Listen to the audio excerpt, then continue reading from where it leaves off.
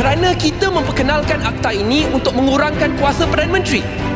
Tetapi Perdana Menteri yang masih memegang jawatan Menteri Kewangan, yang menjaga GLC, yang mengagih kontrak berbilion-bilion ringgit, itu tetap merupakan pemusatan kuasa yang luar biasa.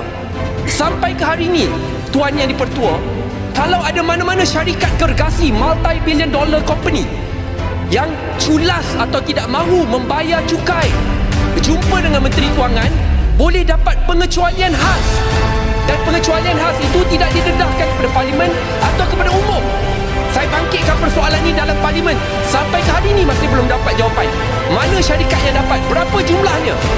Kerana hari ini kita harapkan rakyat kecil di luar sana, mungkin gajinya tak cecah RM5,000, kelas pertengahan. Oh, you need to declare your taxes. Tax deductible bagi individu hanya sampai RM9,000 Malaysia. Dah lebih 10 tahun kita tak gaji semula. Ini orang kecil ni, nak dapat tax deductible bukan main susah lagi. Tetapi syarikat mahakaya, individu bilioner ini boleh dapat pengecualian segini. Apa masalahnya?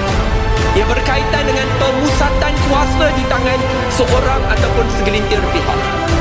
Sebab itu harapan saya, walaupun sebagai ahli Parlimen Muar, saya menyokong pindaan perlembagaan untuk mengurangkan kuasa Perdana Menteri melalui hadkan tempoh pemerintahnya.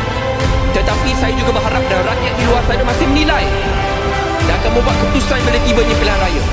It is not enough to only forward one cosmetic constitutional amendment. Tak cukup kalau kita tidak susuli. Mungkin kalau bukan pada hari ini, pada sidang akan datang, kita pisahkan PM dengan MOF.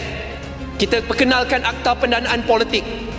Kita pastikan bahawa reformasi lain yang lebih struktural dapat dilakukan sekali. Dan kita kurangkan pemusatan kuasa tersebut.